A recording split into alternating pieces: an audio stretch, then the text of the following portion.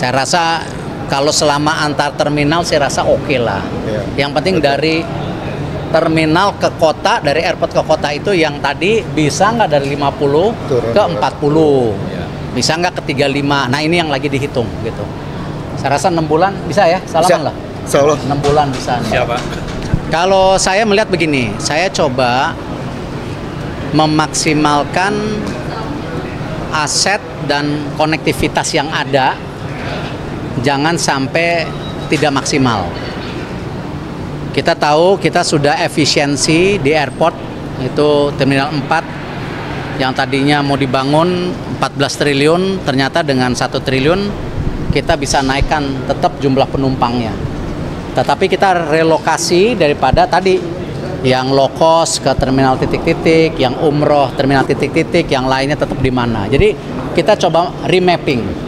Nah sama tadi,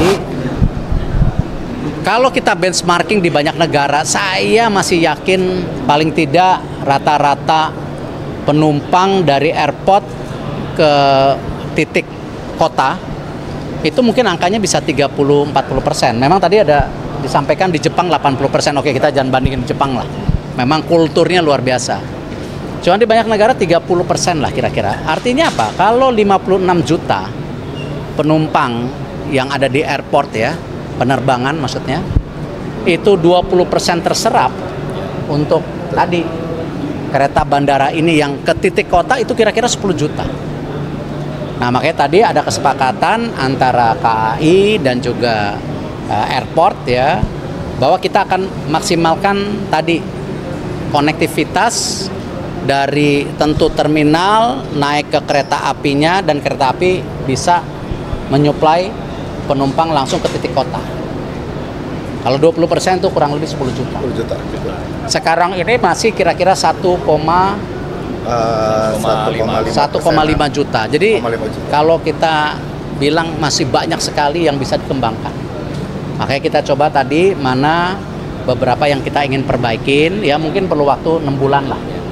Ya, tapi kembali tahun 2025 akhir saya minta udah lebih maksimal nanti. Gitu. Supaya ini benar-benar terintegrasi. Gitu. Yang perlu diperbaiki. Kenapa? Contohnya yang perlu diperbaiki. Ya, ada beberapa tadi masukan dari kunjungan Pak Menteri dengan kita gitu. Yang perlu memang ditekankan adalah dari hulu hilir, dari tempat sini dan juga dari airport. Tadi kita lihat di airport sendiri kurang informatif. Banyak beberapa spot yang kalau menurut hasil kunjungan adalah tidak ada satu informasi yang cukup jelas mengenai kereta bandara, sehingga itu yang nanti akan kita tingkatkan. Yang kedua dari stasiun sini pun rencananya juga sudah ada rencana kita mau berhentikan kereta dari BNI City ke stasiun Sudirman, supaya orang yang dari LRT gitu kan, yang mau ke bandara gitu, nggak perlu ke BNI City tapi cukup di Sudirman, karena jarak berjalan kakinya lebih sedikit gitu. Dan yang ketiga, memang kita juga sudah berlakukan dynamic pricing dan juga akan ada pricingnya secara progresif. Ini kita lagi kaji, mudah-mudahan ini akan segera kita launching. Yang udah revitalisasi di stasiun Sudirman Pak, atau gimana? Sementara enggak. Hanya Hanya memberhentikan.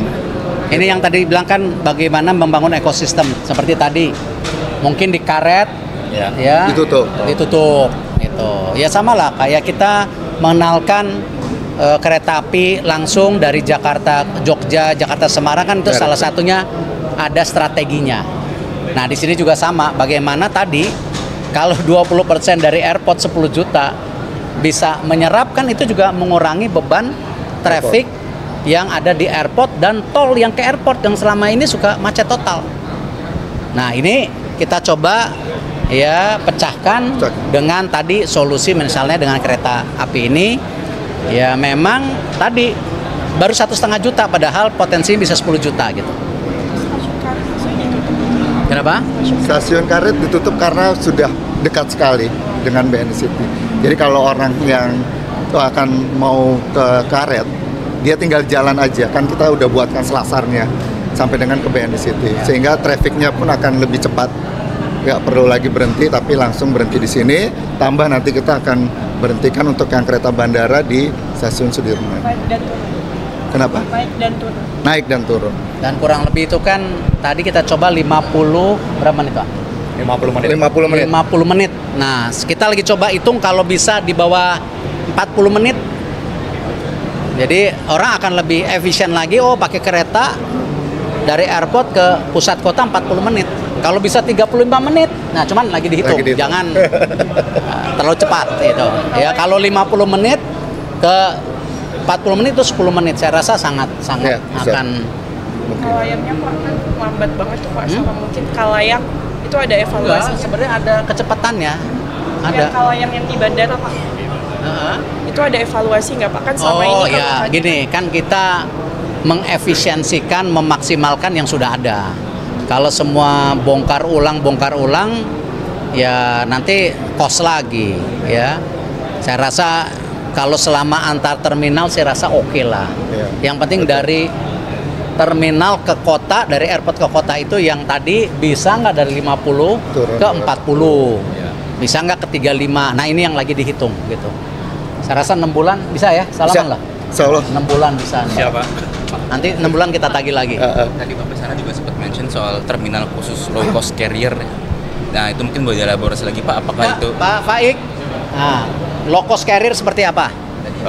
Untuk di Soekarno-Hatta nanti akan ditempatkan semuanya di Terminal 1. itu untuk low cost carrier? Iya, nanti untuk low cost semuanya di situ. Kalau untuk bandara Soekarno Ya. untuk bandara lainnya? Iya, nanti kita atur semuanya. Ini kan yang di Soekarno-Hatta. Jadi yang full service nanti di Terminal 3. Terus kemudian yang 2F tadi khusus untuk terminal umroh ya. Dan nanti low cost-nya ada di Terminal 1. Nah, ini lagi kita revitalisasi dan beautifikasi. Jadi nanti Terminal 1-nya sudah akan beda dengan yang kemarin-kemarin. Kapan kira-kira Pak? Ini lagi berproses. Lagi dibangun, udah 30%. Oh, Januari Februari. Iya, ini sudah 30% ya. Saya targetkan nanti di bulan Agustus sudah selesai. Bayangin efisiensi 14 triliun ke 1 triliun. Tapi tetap naikin dari berapa puluh juta ke berapa puluh juta Pak? 56 juta ke 94 juta setahun.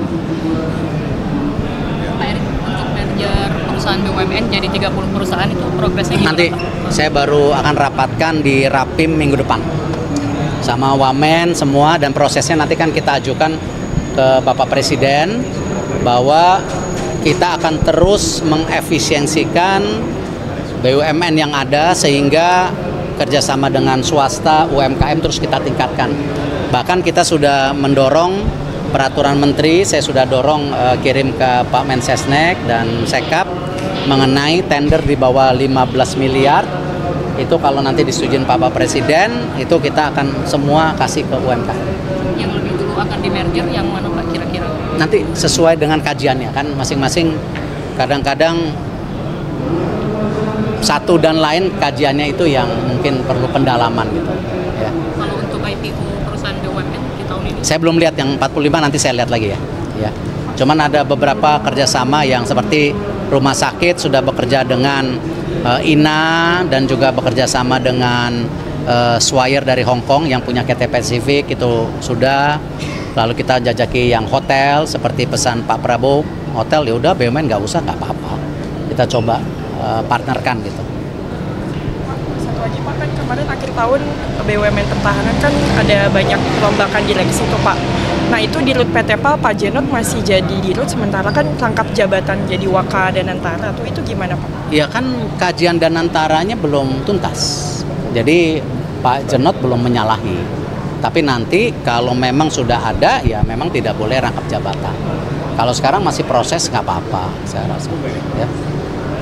Ya. Pak, katanya Telkom mau diganti ya Pak direksi? Telkom belum dengar. Mungkin media lebih cepat dari saya.